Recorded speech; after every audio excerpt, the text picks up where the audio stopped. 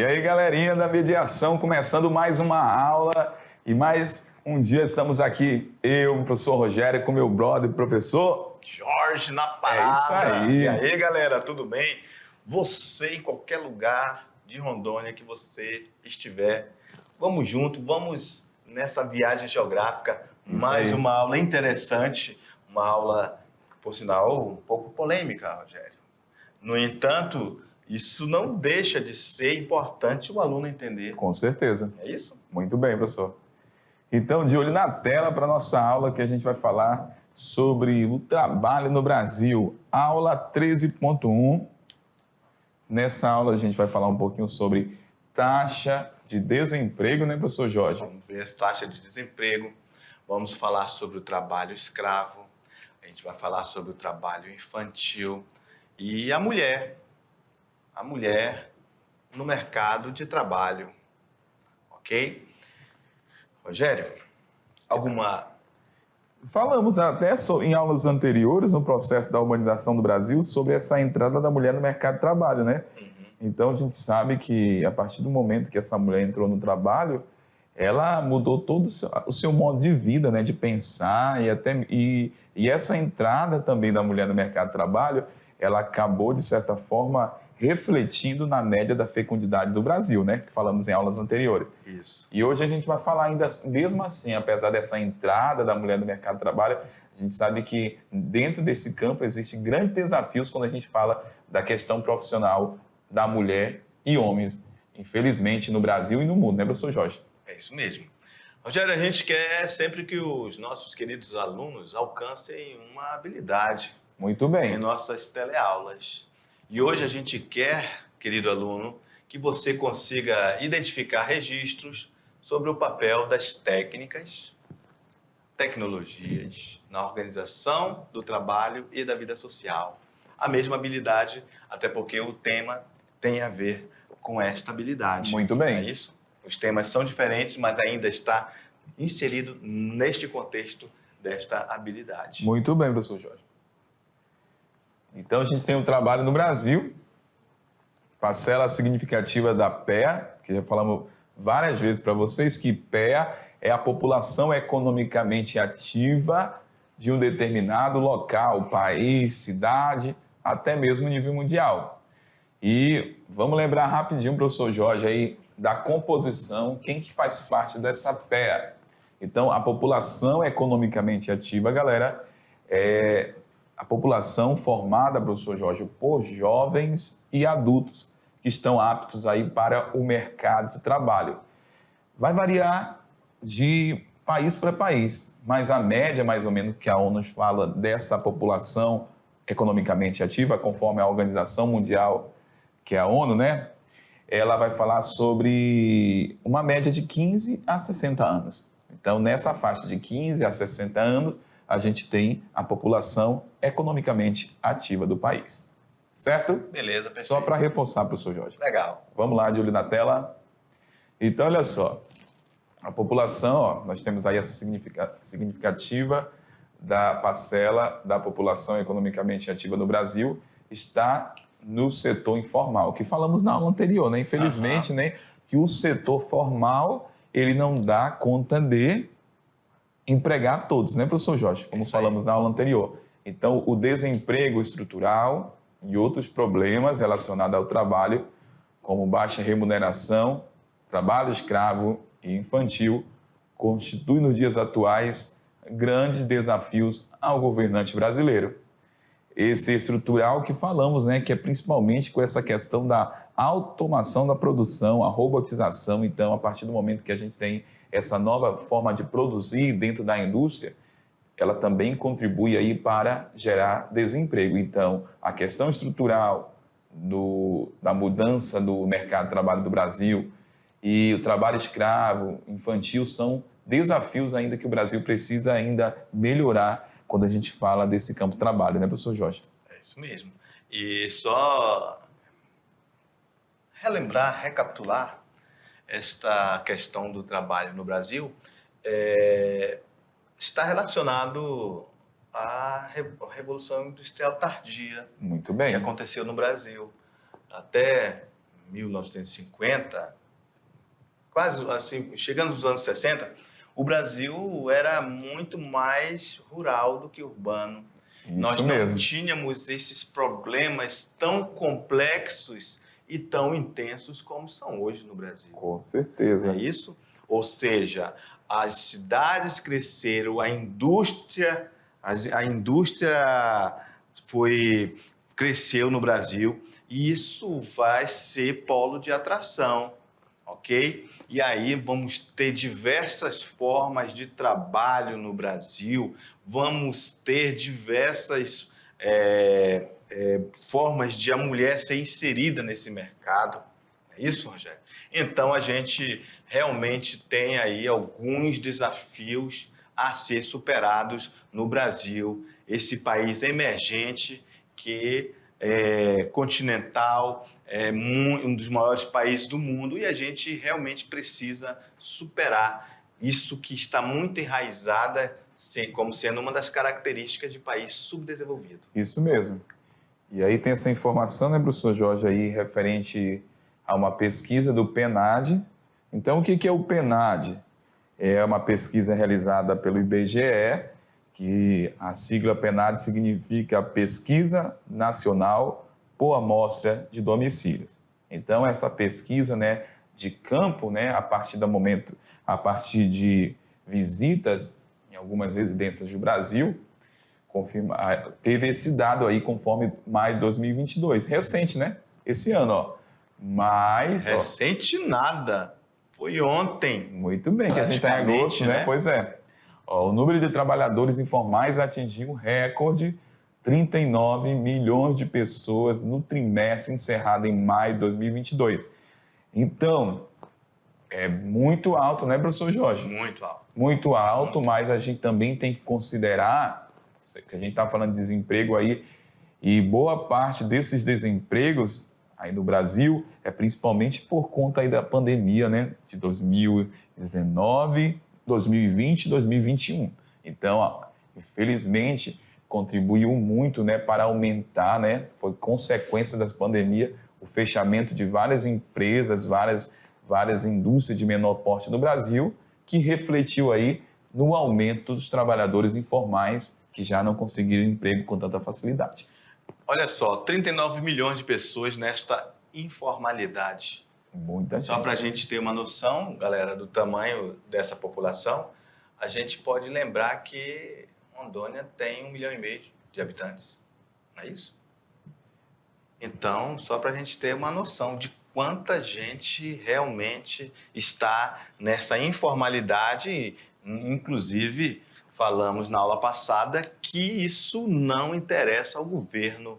Pessoas na informalidade não é interessante economicamente para o governo. É muita gente, né? Uhum. Porque se a gente pegar, né, professor Jorge, a população do Brasil é em torno aí de 213 milhões, 212 milhões, né? Se a gente pega aí 39, divide por 212, vamos colocar uma média, está quase 20% da população do Brasil trabalhando no setor informal. É muita gente. Muita gente.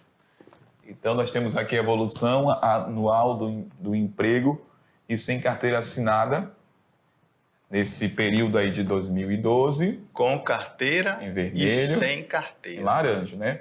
Então, a gente tem essa pesquisa também, a do IBGE, que é o Instituto Brasileiro de Geografia e Estatística, sempre a gente está falando, né? Maior parte do nosso material, nossas fontes são de pesquisa do IBGE, né, professor Jorge? Isso aí. Então, o levantamento aí de 2012 a 2020, esse período, então a gente consegue observar com carteira, vamos olhar aqui para 2012, a evolução do emprego com carteira em 2012, a gente tinha 34,16 e a gente observa aí sem carteira 11,02. Quando a gente analisa esse percentual com carteira e sem carteira assinada em 2020, houve uma queda, né, professor Jorge, comparado com os anos anteriores. 2020 agora a gente tem 30,63 e também o número de trabalhadores por condição de ocupação sem carteira também caiu para 9,67. Então, houve queda nos dois indicadores e isso acaba sendo preocupante, né, professor? Não, se tivesse aumentado aí com carteira, seria até bem interessante para o país, porque gera recolhimentos, impostos, garantia para o trabalhador. Garantias, inclusive, previdenciárias. Muito bem. Mas, nesse caso, a gente consegue verificar a evolução com uma redução nesse gráfico em relação a trabalhadores com carteira assinada. Contribuíram ainda para esse fato. Ali, Rogério, sempre o aluno tem que estar ligado, o aluno tem que estar atento que essas palavras vão voltar. Com certeza. Uma hora ou outra vai voltar. Muito bem. Tanto no Brasil, como no mundo, como Isso em mesmo. Rondônia, como na cidade onde ele mora, a automação, a robotização em setores produtivos e de serviços, sem que houvesse investimentos, tanto públicos quanto privados, para a geração de empregos em outros setores e para a requalificação da mão de obra dispensada nos setores industrial e bancário. Que já falamos também em aulas anteriores, né? Exatamente. A questão da automação, da robotização, da questão das profissões que foram desaparecendo com o passar do tempo, né, professor Jorge? Então, assim, essas informações a gente já bateu e sempre está reforçando para que os alunos possam entender, né? E o interessante, Rogério, a gente pode fazer uma abordagem sobre isso, ainda dentro desse contexto, que quando a gente fala em automação e robotização, o olhar do aluno tem que ser crítico, porque ao mesmo tempo em que, num olhar tecnológico, isso é legal, não é isso? Sim, Agora, no nosso olhar de ciências humanas, a gente tem um outro olhar. com certeza. Eu, por exemplo, sou da área de tecnologia também. Então, eu vejo as coisas pelos dois lados. Então, eu vejo o avanço tecnológico, um facilitador, e vejo pela área das ciências humanas essa geografia crítica que vê, quando se fala em automação e robotização, a gente vê desemprego. Com certeza. A gente consegue perceber postos de trabalho sendo extintos. E isso é consequência, de certa forma, a gente pode falar, né, do lado negativo aí do progresso. Não é Exatamente. avanço, não é progresso? Então, até algo muitas das vezes que é bom, que acaba agilizando, vamos colocar, a vida de muitas pessoas, infelizmente, sempre vai gerar alguma consequência, né, professor Jorge? Exatamente. Então, a gente sempre fala assim, que progresso, ele sempre terá aí o seu lado positivo e negativo. E quando a gente fala aí do lado negativo, sempre tem o custo social, custo ambiental, quando a gente fala desse processo de transformação. Certo? Beleza. Vamos lá no quadro? Bora! Avançando aí, galera, fica ligado, anota a informação e consequências aí que contribuíram para o aumento do desemprego. Recessão econômica e, como eu falei há pouco também, pandemia, né, professor Jorge? Isso. Na verdade, um efeito dominó. Temos uma pandemia, temos uma recaída econômica, vamos ter um retrocesso econômico. E o Brasil vinha, né, já no período de recessão, Isso, assim, né, já. com fechamento de algumas indústrias, Isso. mesmo antes da pandemia, vamos colocar balança comercial não tão favorável, e aí vem uma pandemia e afetou ainda mais. Uhum. Porque quando a gente fala aí do reflexo da pandemia, falamos também em aulas anteriores. Vivemos aí num mundo globalizado, interligado, e o Brasil, ele não é autossuficiente. Ele depende, né, professor Jorge, de economias externas para garantir o quê? A sua economia, a venda de seus produtos. Então, falamos, Brasil, ó, vende ferro, vende carne para a China, e durante esse período da pandemia, ele deixou de vender produtos para diversas partes do mundo e deixou de comprar produtos de diversas partes do mundo. E essa situação de não comprar os produtos acabaram, que de certa forma, prejudicando a nossa indústria aqui do Brasil, porque a indústria deixou de produzir por conta da falta de matéria-prima, e se deixou de produzir, gerou o quê? É uma cadeia, né? O efeito dominó. Efeito dominó. E aí gerou problemas na economia do nosso país. Já que você está falando nessa cadeia produtiva e falou em matéria-prima, diga-se de passagem também que a matéria-prima também, a que está e esteve disponível, foi com o preço lá em cima. Com certeza. E aumentou o preço de tudo. De tudo. Se aumenta o preço de tudo, estamos numa recessão, a busca por esse produto é menor também. Menor, com certeza. Isso? Então, a gente vai ter produtos caros, a economia vai sentir isso, vamos ter um problema de inflação, não é isso? A inflação não é favorável para a economia. Com certeza. Ela desacelera a economia, é isso? E a gente vai ter problemas se a economia não está aquecida, a gente vai ter o problema do desemprego. Isso aí. Não é isso? Então, por isso que a gente está reforçando essas situações, esses acontecimentos, para que eles entendam, né, professor Jorge, de que uma situação de crise gera aí vários problemas. Verdade. E uma das consequências aí vai pegar aí, que é a questão do desemprego. Beleza? Vamos lá no quadro. Vamos lá. Tranquilo, professor Jorge? Tranquilo, Tudo de boa. Então, suave na nave. vamos lá, avançando. No Brasil, assim como na maioria dos países, sobretudo nos emergentes, porque nós somos um emergente, o grupo etário mais atingido pelo desemprego é os dos jovens e adultos jovens até 25 anos. Vendo aí, Rogério? Estou vendo, professor. Então, temos a faixa etária aí de jovens, né, até 25 anos, são os mais afetados nesse problema aí do desemprego no Brasil. Porque a gente sabe que nos países subdesenvolvidos a gente tem aí uma grande quantidade, né? Alguns ainda têm jovens, mas a maior parte tem uma população de adulto, né? Então, essa faixa etária, a partir de 25 anos, é adulto, que aqui no Brasil, a 0 a 19 anos, é jovem, de 20 anos em diante é adulto. Então, essa galera muitas das vezes sofre porque não tem vagas de emprego para todos e ainda tem a questão da qualificação profissional, que às vezes possui pouca qualificação. Exatamente.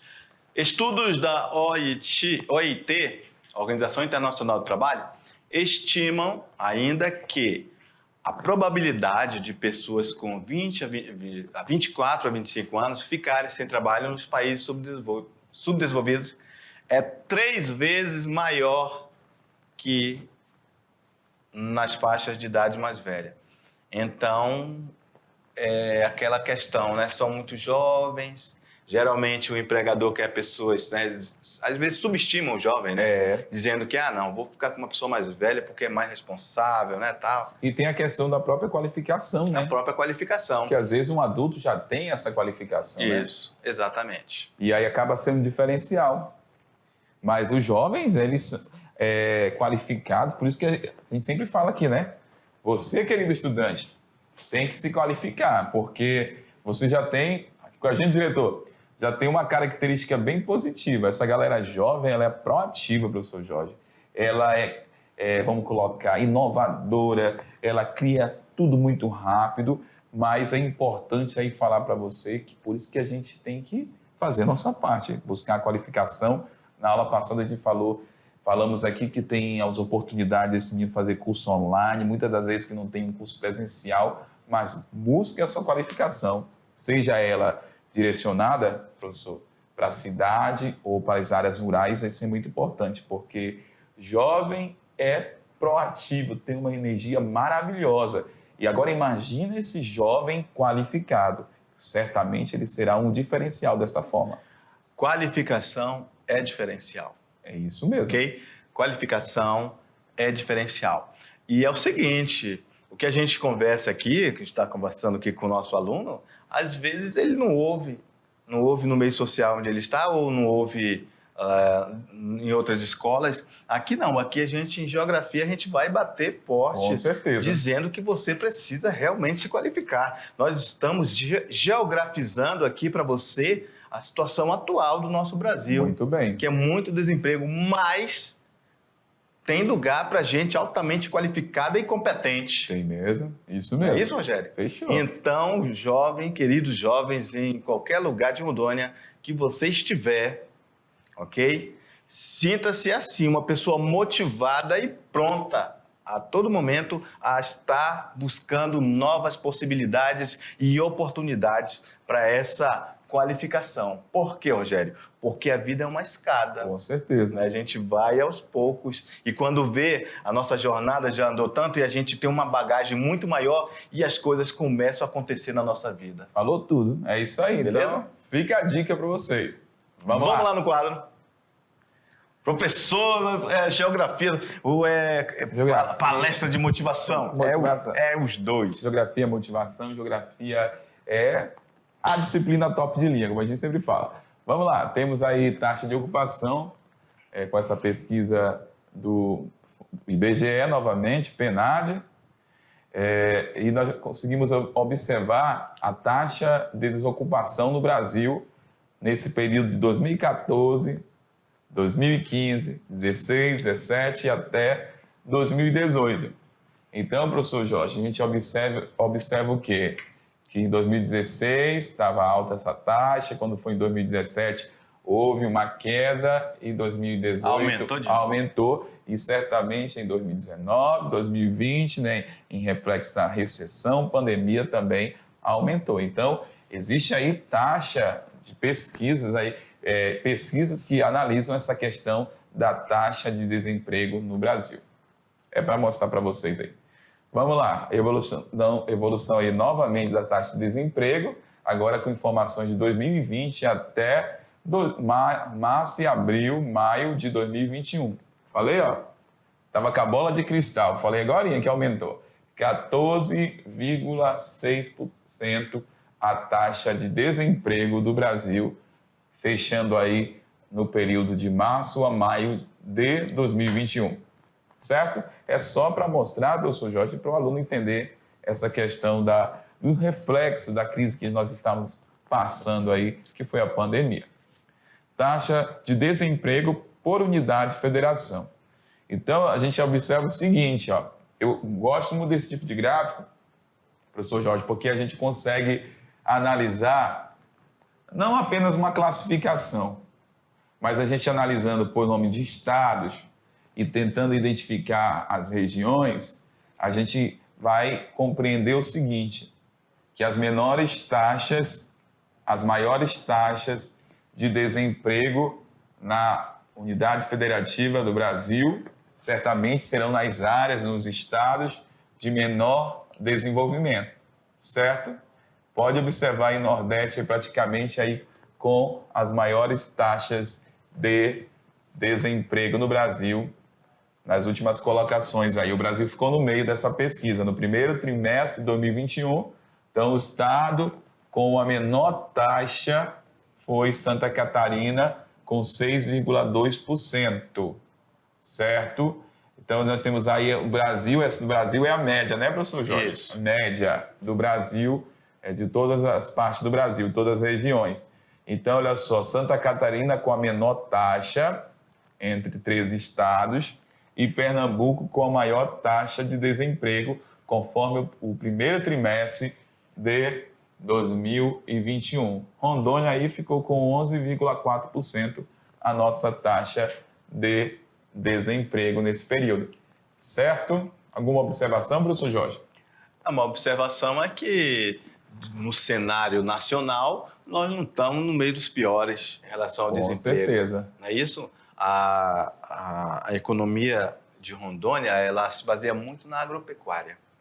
Isso a gente já explicou em aulas passadas, que está no setor primário da economia, que é inclusive o setor onde estão nossos estudantes. E o setor público também, né, é muito forte na cidade. Muito forte, né? também, exatamente. Aí acaba sendo, representando, né, essas taxas menores. A taxa de desemprego em 2022, no trimestre encerrado em maio, de acordo com a Pesquisa Nacional de Amostra de Domicílio, do IBGE, foi de 9,8. 10,6 milhões de desempregados. Nessa faixa etária, a gente tem pessoas de 14 anos ou mais. A taxa de desemprego do Brasil no primeiro aí até maio de 2022. Primeiro trimestre, na verdade, janeiro, fevereiro e março, né? Trabalho escravo, professor Jorge. Então, o trabalho escravo ou forçado ainda é uma realidade no Brasil e também, principalmente, nesses países de menor desenvolvimento. Ele pode se manifestar de diversas formas. O Brasil está mais relacionado à escravização por dívidas, tanto nas áreas rurais, também nas áreas urbanas. Então, o trabalho escravo a gente vai encontrar nas áreas rurais e também nas áreas urbanas. É aquela situação, Rogério, que a gente falou.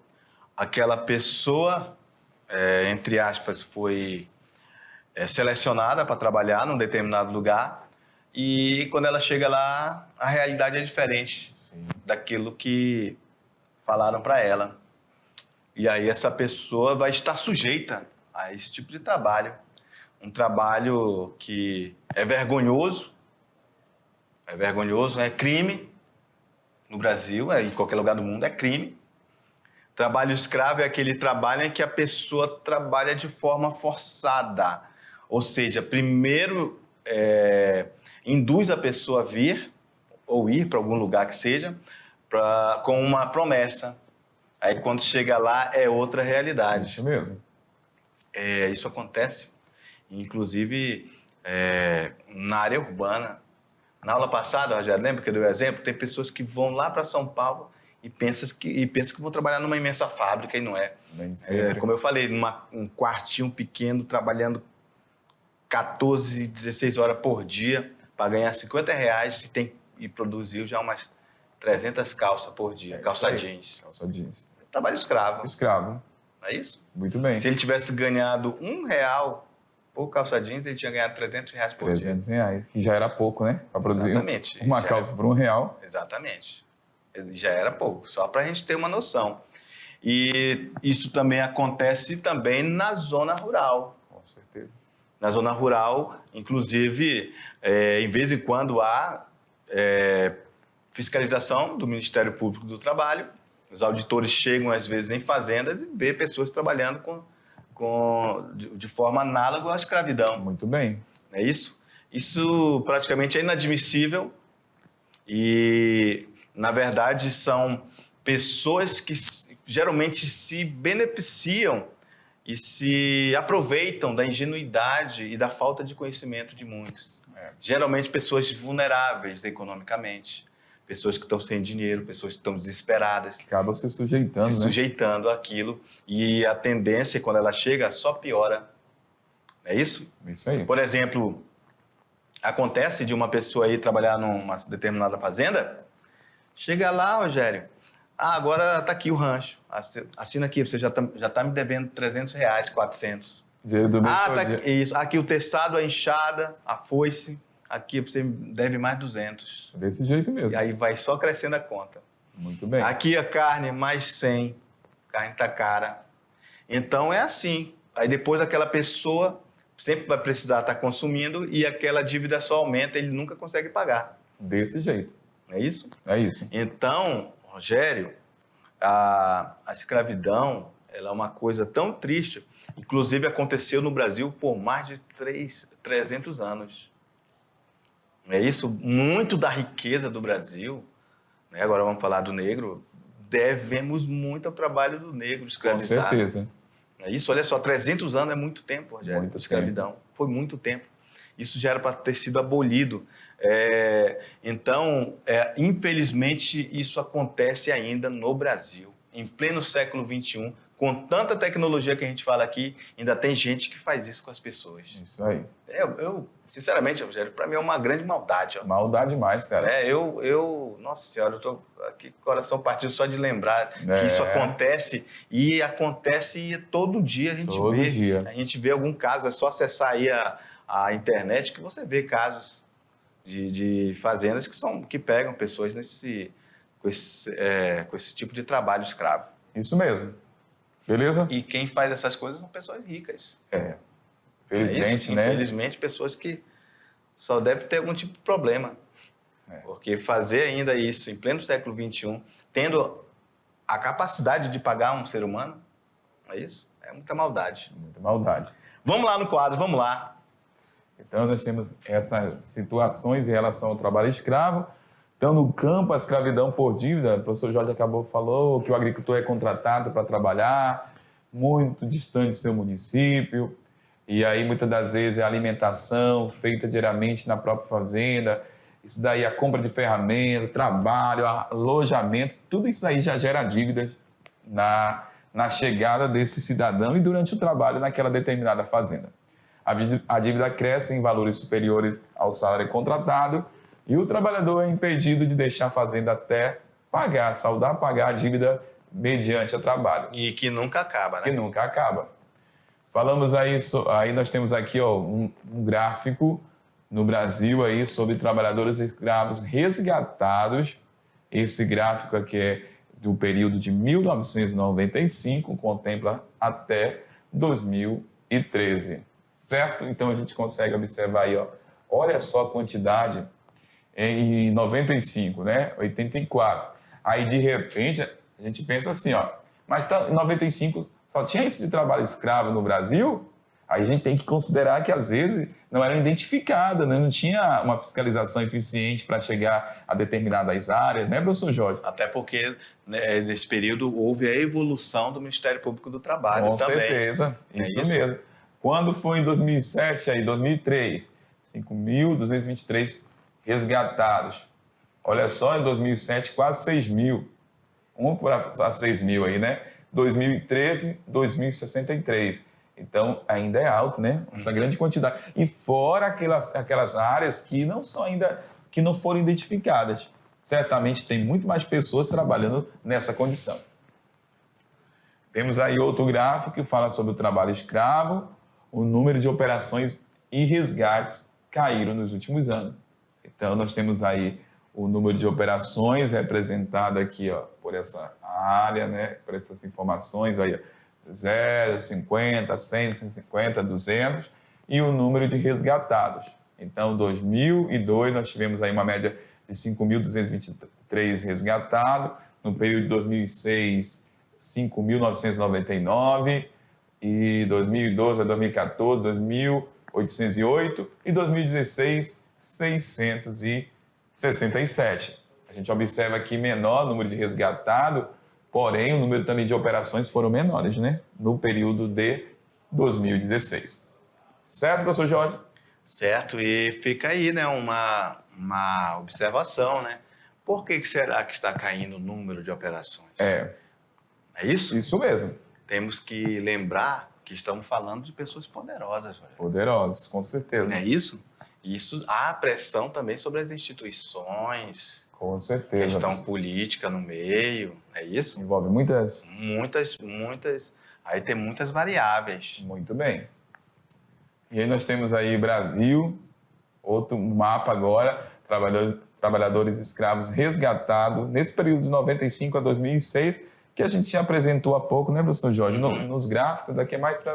Agora, nesse mapa, vai mostrar onde eles estavam. É isso mesmo. Esse mapa mostra onde estavam as pessoas que estavam trabalhando de forma escrava. Com certeza. Inclusive, tem Rondônia ali. Rondônia. Essas regiões...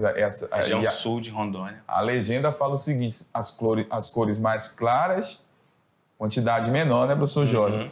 E nas áreas mais escuras, aí vamos dizer onde era o foco, né, do trabalho escravo. Trabalho escravo, exatamente. Muito bem, então a gente observa aí na região central do Brasil uma grande quantidade aí dessas áreas onde, infelizmente, acontece trabalho escravo. Nas áreas urbanas, jovens são seduzidos pela oferta de trabalho em cidades distantes, com o compromisso de pagar despesas de viagem, hospedagem, com o futuro trabalho. Mas não acontece dessa maneira, como o professor Jorge até falou de bolivianos trabalhando em São Paulo. Então, a partir do momento que ele chega, são obrigados a trabalhar em empresas que funcionam clandestinamente, sem receber remuneração e em jornadas longas, bem cansativas e, muitas das vezes, precisa até essas instituições, essas empresas clandestinas, estão ligadas até mesmo à prostituição. Então, aí esse cara acaba sendo refém dessa determinada empresa. Setores dos empregados na lista do trabalho escravo em 2017. Então, nós temos aí quais são os setores que concentrava aí a maior quantidade de trabalhador escravo. E na liderança, a gente tem aí a agricultura com 31,3%. Em seguida, nós temos na criação de animais, tinha 25,2% de pessoas trabalhando como escravo nessas áreas. 9,2% na construção, 8,4% no setor madeireiro, 6,9% na extração do carvão e 4,6% na mineração. E outros setores, 14,5%. Só relembrando, Rogério, só para a nível de esclarecimento, esse gráfico é dos empregadores, as empresas. Sim, empregadores. Então, olha só, os empregadores da área da agricultura, da criação de animais, então são os fazendeiros. São aqui as empresas de construção civil, são as empresas de madeireira, as carvoarias, não é isso? Isso mesmo. As empresas de mineração, não é isso? Muito bem, então a gente tem aí, imagine só, agricultura, então quantas pessoas trabalham aí como na agricultura, né, nos locais mais distantes, né, professor Jorge? Exatamente. Então por isso que esse setor acaba sendo setor de destaque. Vamos lá, o trabalho infantil... Que é outro tipo de problema, né? A legislação brasileira proíbe, olha só, a legislação brasileira proíbe. Como assim? Proíbe, professor? Proíbe, só isso. Aí, professor, mas é verdade, galera. É proibido qualquer tipo de trabalho para menor de 14 anos, exceto se ele for um menor aprendiz. Muito bem. Se ele for um jovem que é uma criança até 14 anos, ele vai poder ser um aprendiz. E é o seguinte, ele não pode ser cobrado, ele está lá, como o próprio nome diz, aprendiz, ele está lá só para aprender. Muito bem. É isso? É isso aí.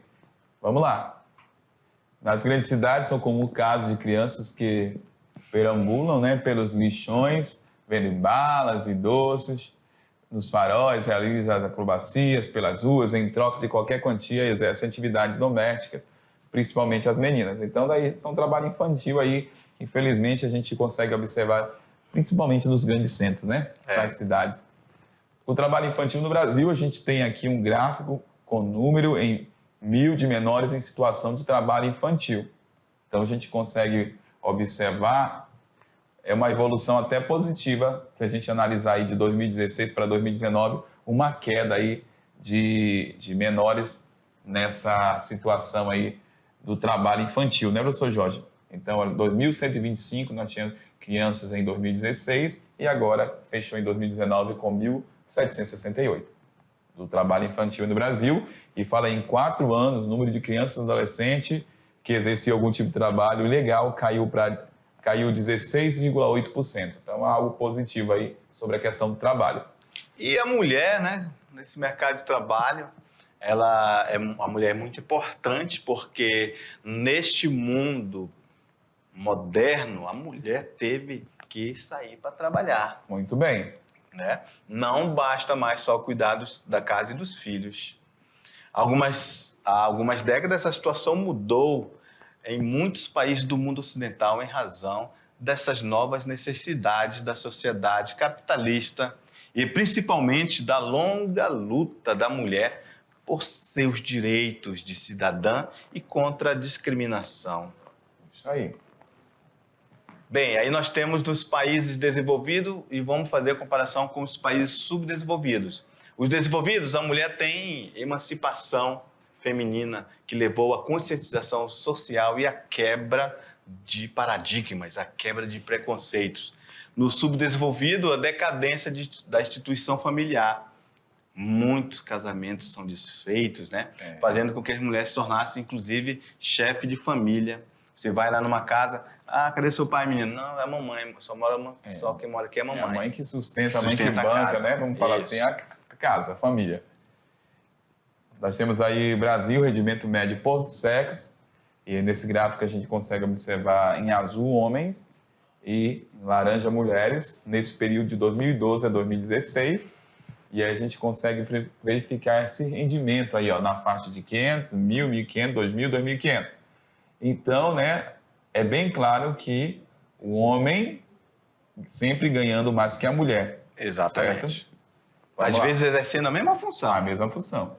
A semelhança de outros países, os rendimentos da mulher são significativamente menores que os da população masculina. Acabamos de ver no gráfico anterior. Isso mesmo.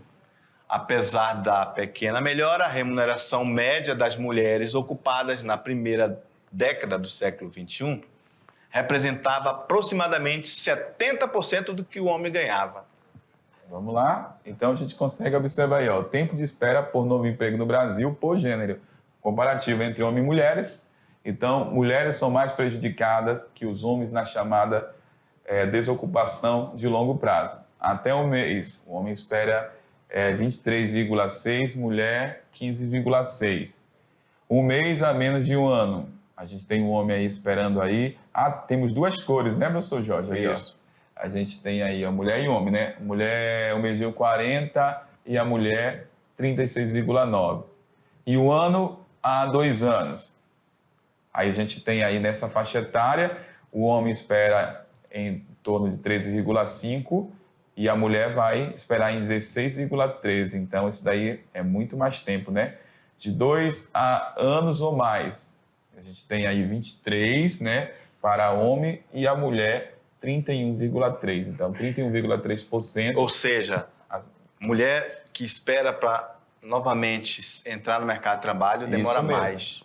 Muito mais tempo do Muito que o mais homem. tempo do que o homem. Muito bem, né? Isso. E aí tem toda uma questão aí de cultura, né, de reflexos da estrutura do país.